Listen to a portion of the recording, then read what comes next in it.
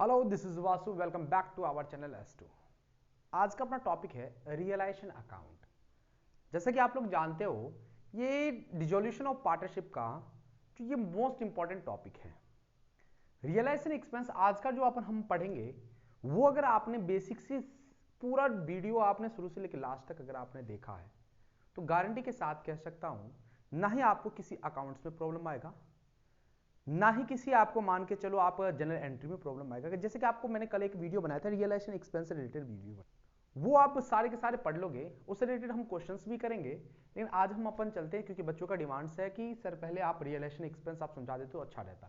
तो चलो हम चलते हैं बेटा रियलाइजेशन एक्सपेंस। इस पर कोई ज्यादा डिस्कस नहीं करेंगे, अपन सारी चीज समझेंगे बिना फालतू के बकवास किए हुए।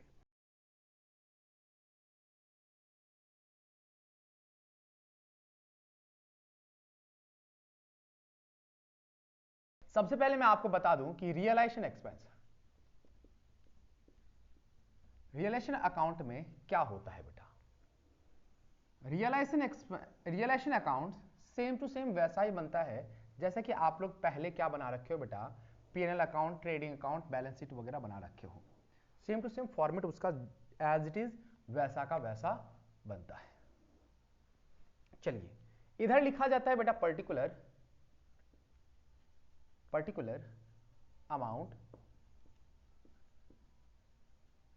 पर्टिकुलर और अमाउंट। ध्यान से देखना बेटा, सबसे पहले रियलाइजेशन अकाउंट में क्या करते हैं, हम सारी की सारी असेट्स को जो है वो ट्रांसफर करते हैं और लायबिलिटी को क्या करते हैं बेटा, ट्रांसफर करते हैं। रियलाइजेशन अकाउंट बनाया जाता है असेट्स को बेचने के लिए और लायबिलिटी का पेमेंट करने के लिए। तो समझ लो रियलाइजेशन क्या है, एक आदमी का नाम है, सारी की सारी असेट्स हम उससे दे देंगे और लायबिलिटी के बारे में भी बता दिया जाएगा कि भाई साहब ये सब लायबिलिटी है, आप असेट्स को बेचो और लायबिलिटी का पेमेंट करो। तो ध्यान से सुनो बेटा, आपके पास आप लोगों ने बैलेंस शीट बनाया होगा, बैलेंस शीट में असेट्स जो होता है वो इधर होता है, सारी की सारी असेट्स इधर होते हैं और लायबिलिटी किधर होता है बेटा, इधर होता है। असेट्स को ट्रांसफर करेंगे बेटा, असेट्स को क्या करेंगे, ट्रांसफर करेंगे। असेट्स को ट्रांसफर करेंगे तो इधर लिखेंगे और लायबिलिटी को ट्रांसफर करेंगे तो इधर लिखेंगे। तो ध्यान सुनो, सबसे पहले हम यहां पे लिखेंगे टू किसके नाम से, सन्ड्री असेट्स, सन्ड्री असेट्स के नाम से। इस सन्ड्री असेट्स के नीचे जो भी आपके बैलेंस शीट में अवेलेबल असेट्स हैं वो सारी की सारी असेट्स यहां पर लिख दो। मैंने मेरे हिसाब से कौन कौन सी असेट्स हो सकती है 8-10 नाम, 2-4 नाम लिख देता हूं बेटा, बाकी आप समझदार हो। जो भी असेट्स अवेलेबल होगा वो असेट्स हम यहां पर लिखेंगे। मान के चलो उसमें है बेटा प्लांट एंड मशीनरी, मैंने अमाउंट हमें यहां पे लिखना है। मान के चलो बेटा लैंड एंड बिल्डिंग है, वो भी हमें यहां पर लिखना है। मान के चलो क्या है बेटा, फर्नीचर एंड फिक्सचर,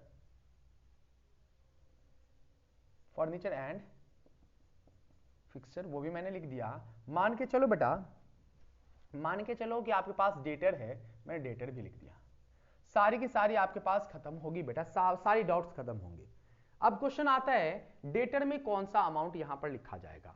ध्यान से सुनो, डेटर्स जो होते हैं, मान के चलो आपके पास डेटर लिखा हुआ है 30,000 और आपके पास लिखा हुआ बेटा less provision 5,000 is equal to balance sheet के अमाउंट में लिखा है बेटा 25,000। ठीक है बेटा, तो अब यहां पर डेटर का कौन सा अमाउंट लिखा जाएगा, तो डेटर का ये वाला अमाउंट लिखा जाएगा कि ना कि 25,000। तो इस प्रोविजन का क्या करेंगे, तो प्रोविजन का सबसे पहले नोट में मैं लिखते चलता हूं बेटा, इस प्रोविजन को ट्रांसफर किया जाएगा, provision is transfer to credit side. ध्यान सुनो बेटा, किस side, credit side of relation account. किधर ट्रांसफर किया जाता है बेटा, क्रेडिट साइड ट्रांसफर किया जाता है रियलाइजेशन अकाउंट की। ये है आपका डेबिट साइड और ये क्या है बेटा, क्रेडिट साइड। क्लियर ये बात। तो यहां पर जो डेटर्स का अमाउंट है वो 30,000 लिखा जाएगा और प्रोविजन जो है यहां पर लिखा जाएगा। सबसे पहले हम लिखेंगे टू लायबिलिटी के नाम से और यहां पर लिखेंगे बेटा, क्या लिखेंगे बेटा, प्रोविजन ऑन डेटर या फिर बैड डेट्स या फिर प्रोविजन फॉर डाउटफुल डेट्स, कुछ भी बेटा, वो सारी की सारी यहां पर लिखा जाएगा। कहां पर, अंदर लिखते हैं बेटा। ठीक है, डेटर्स में और क्या आ सकता है बेटा, असेट्स में और क्या आ सकता है, असेट्स में और भी ध्यान सुनो बेटा। असेट साइड पहले सबसे पहले आपको पता होना चाहिए कि बैलेंस शीट के में जो चीजें अवेलेबल है उसमें से क्या क्या चीजें इसमें आती है, क्या क्या चीजें नहीं आती है। तो आपको मैं बता दूं, सबसे पहले आपको यह ध्यान रखना है कि क्या क्या चीजें नहीं आती है। तो हम असेट्स का कर रहे थे, असेट्स में सबसे पहले हो सकता है कि ऊपर ही ऊपर आपको दिखे बेटा, क्या दिखे आपको बेटा, कैश। क्या दिखे बेटा आपको, कैश। कैश दिख सकता है, बैंक दिख सकता है, कैश और bank. Cash and bank transfer to cash and bank account, या फिर हम ये कह सकते हैं कैश एंड बैंक के लिए हम कैश ऑब्लिक बैंक अकाउंट क्या करते हैं बेटा, ओपन करते हैं। ठीक है बेटा, कैश और बैंक अकाउंट ओपन करते हैं। फिर आपके पास कुछ एसेट्स हैं वो लिखना पड़ेगा, जिनमें एक आता है बेटा इन्वेस्टमेंट। इन्वेस्टमेंट भी लिखा जाता है, इन्वेस्टमेंट भी लिखा जाता है। और भी कई सारे एसेट्स हैं, वो सारी के सारी लिखी जाएगी, हम उतना नहीं लिख सकते। आगे चलते हैं। जो भी कुछ मैंने सबसे पहले आपको बताया कि असेट साइड क्या नहीं आता है, तो असेट साइड की सारी चीजें आती है, केवल कैश और बैंक छोड़कर वो सारी की सारी चीजें कैश एंड बैंक अकाउंट में आता है। कुल मिला के मैं आपको यह बता दूं कि अब डिसोल्यूशन में आपको कितने अकाउंट बनाने हैं। सबसे पहले रियलाइजेशन अकाउंट बनाना है, फिर बनाना है बेटा रियलाइजेशन अकाउंट बनाना है, फिर अकाउंट बनाना है आपको बेटा, कौन सा अकाउंट बनाना है, कैपिटल अकाउंट बनाना है, फिर आपको बनाना है बेटा पार्टनर्स लोन अकाउंट बनाना है, फिर आपको बनाना है बेटा कैश अकाउंट, कैश अकाउंट या बैंक अकाउंट।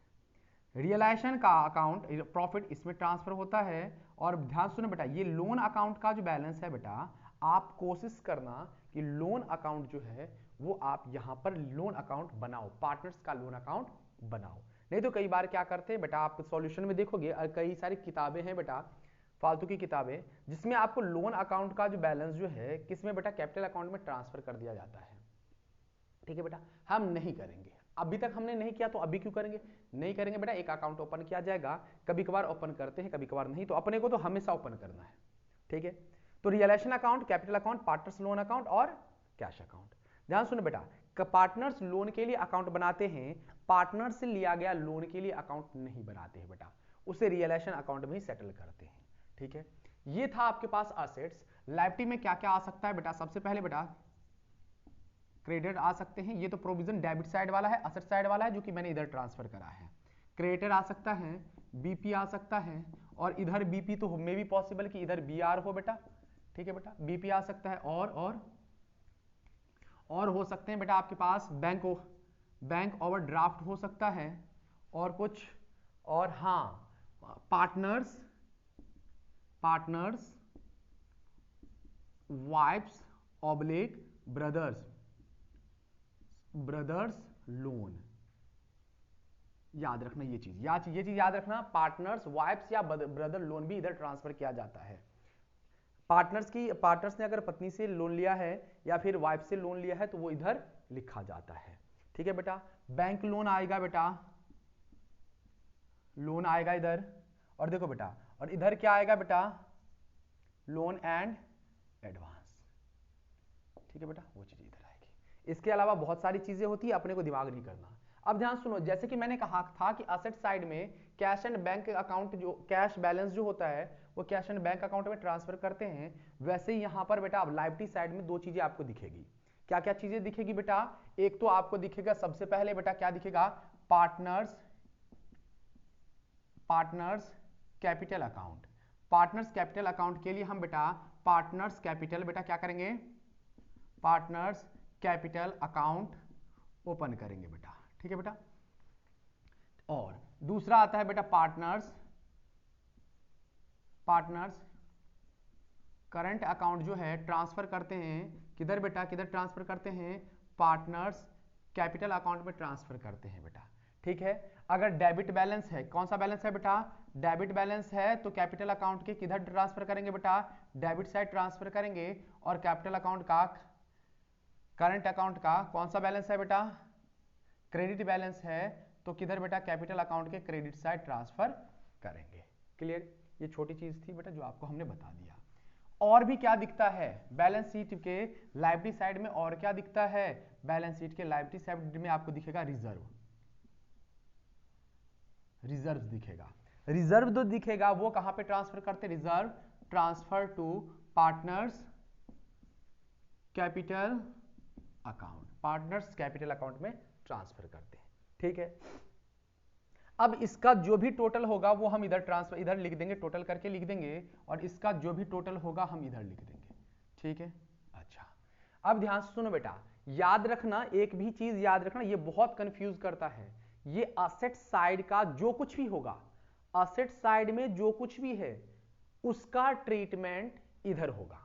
या तो वो बिक जाएगा या तो बेटा किसी पार्टनर्स ने ले लिया। ध्यान सुनो, असेट्स या तो बिक जाएगा तो हम लिखेंगे बेटा, सॉरी इधर टू नहीं, इधर बाय करके आएगा। इधर आएगा बाय किसके नाम से बेटा? कैश ऑब्लिक बैंक के नाम से आएगा। ठीक है, कैश ऑब्लिक बैंक के नाम से। ध्यान सुनना बेटा, इधर अगर मान के चलो प्लांट बिक रहा है, आपको उन वैल्यू से मतलब नहीं है कि ये था कितने का। ट्रांसफर करने के बाद सिर्फ और सिर्फ आपको उस नाम पर फोकस, उस वैल्यू पर फोकस करना है जिस वैल्यू पर इसका लेन देन हो रहा है। प्लांट, प्लांट एंड मशीन कितने में बिका वो देखना है बेटा। लॉस कितना लॉस हो रहा है वो नहीं। लैंड एंड बिल्डिंग कितने में बिका वो देखना है। ठीक है, मान के चल इसका टोटल जो भी होगा वो इधर लिख देना है। मान के चलो कुछ चीजें, कुछ असेट्स किसी पार्टनर्स ने ले लिया है, एक्वायर्ड कर लिया है, तो बाय किसके नाम से लिखेंगे बेटा? पार्टनर्स कैपिटल, कैपिटल के नाम से लिखेंगे, और यहां पर उस असेट्स के नाम लिखेंगे असेट्स एक्वायर्ड। जो असेट्स एक्वायर्ड किया है उसका नाम लिख देंगे। ठीक है, वो अमाउंट हम यहां पर लिख देंगे। ध्यान सुनना बेटा, अगर मान के चलो कि जो असेट्स बिक गया, रियलाइजेशन जितने में बिका है वो लिख के यहां पर लिख देंगे। किसी असेट्स को किसी पार्टनर्स ने कितने वैल्यू में लिया है वो लिखना है आपको, ये नहीं कि पहले कितना था। अब हो सकता है मे बी पॉसिबल कि जैसे कि ये दोनों बिक गया, इन दोनों को पार्टनर्स ने ले लिया, इसके बारे में एडिशनल इंफॉर्मेशन यानी कि नीचे कुछ भी नहीं दे रखा है, तो हम उसको क्या करेंगे बेटा? उसको वैल्यूलेस माना जाता है। तो लिख देता हूं बेटा,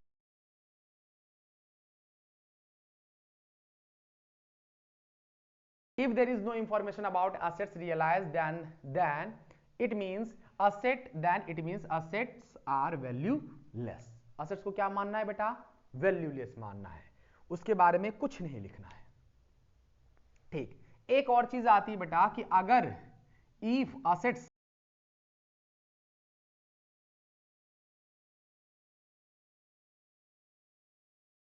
assets are acquired by creditor then there is no general entry बेटा।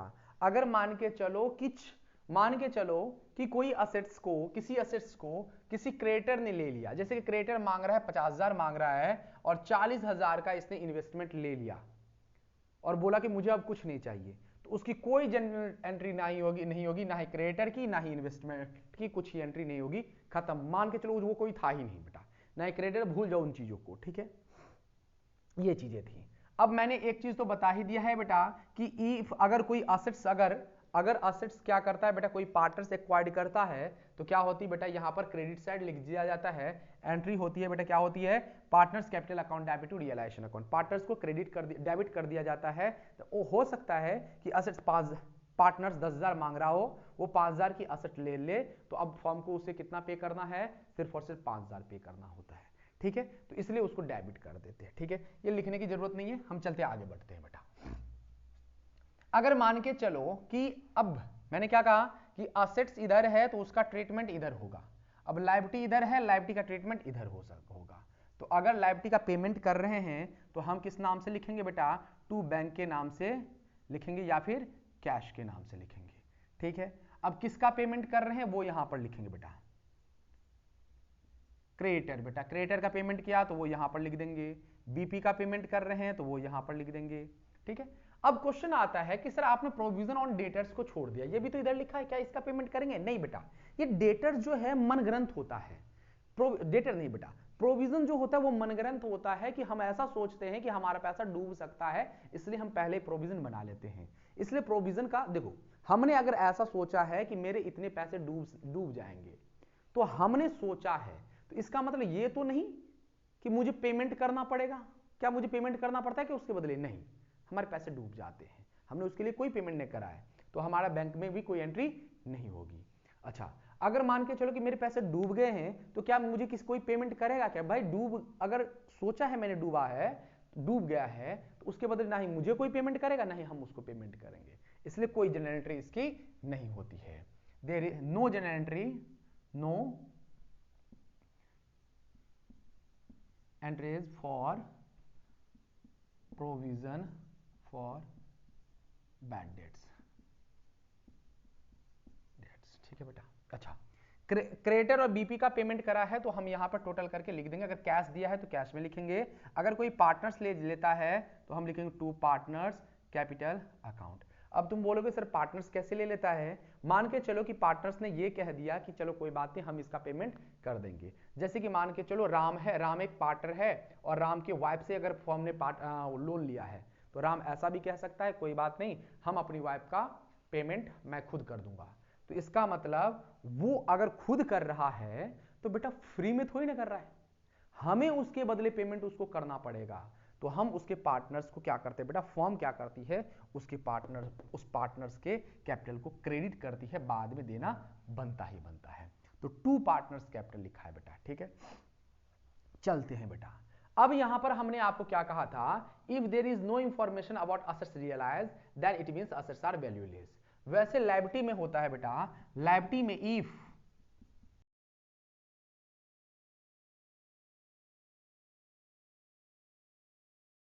इसका मतलब है बेटा, if there is no information about the liability realise then it will be payable at book value of liability, particular liability। अगर यहां पर लिखा है बेटा, अगर मान के चलो बैंक लोन के बारे में एडिशनल इंफॉर्मेशन में कोई जनरल एंट्री नहीं है, तो हम ऐसा एज्यूम करते हैं कि क्या करेगा बेटा, उसे बुक वैल्यू पर पेमेंट करना होगा।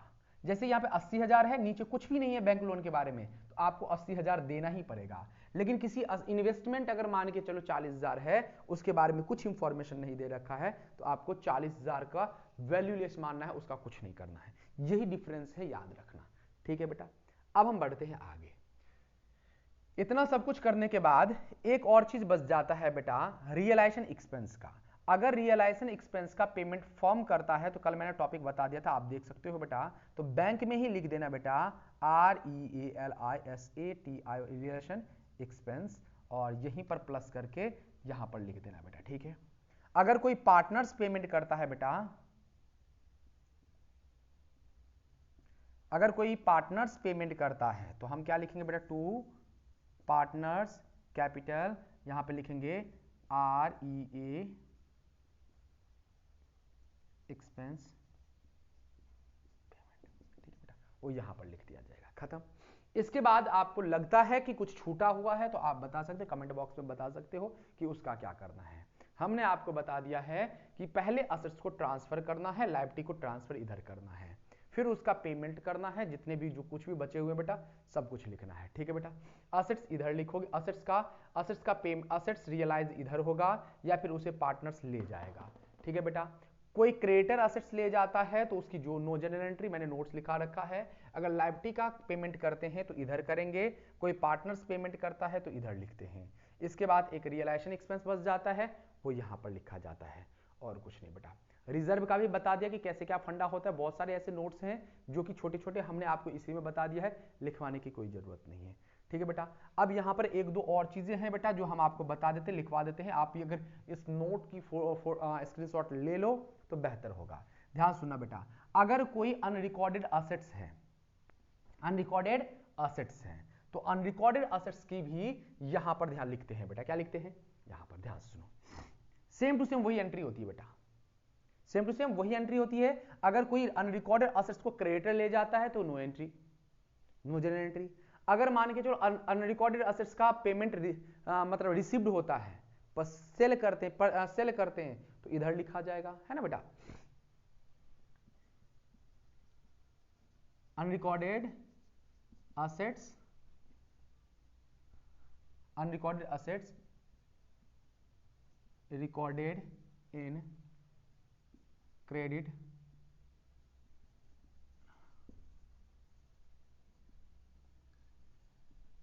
Realisation account on realisable value. जितना 80,000 का है तो जरूरी नहीं कि 80,000 लिखें, 80,000 में मिल कितना रहा है अनरिकॉर्डेड असेट्स, तो अनरिकॉर्डेड असेट्स है बेटा, अगर 5,000 में मिल रहा है तो 5,000 में लिखा जाएगा। और कोई अनरिकॉर्डेड लायबिलिटी है तो उसका पेमेंट भी करते हैं बेटा, सेम टू सेम यही होती है, लेकिन इसको डेबिट साइड लिखा जाता है। किधर लिखा जाता है बेटा, याद रखना, unrecorded liability realise recorded.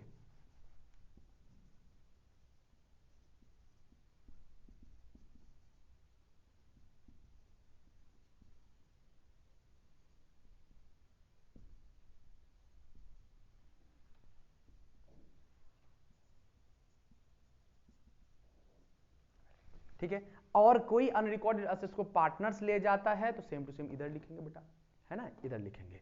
Unrecorded liability का पेमेंट अगर मान के चलो वो कोई कौन कर रहा है, पार्टनर्स कर रहा है तो इधर लिखेंगे, और पार्टनर्स ले जा रहा है तो इधर लिखेंगे बेटा, सेम टू सेम यही होता है। अब दोनों तरफ क्या करते हैं बेटा, हम इसका टोटल करते हैं, जो ज्यादा आता है वो दोनों तरफ लिखते हैं। जैसे कि मान के चलो इधर का टोटल आया 50,000, इधर का टोटल आया बेटा 40,000, तो ज्यादा कौन है 50,000, तो ये 50,000 इधर भी लिखेंगे इधर भी लिखेंगे।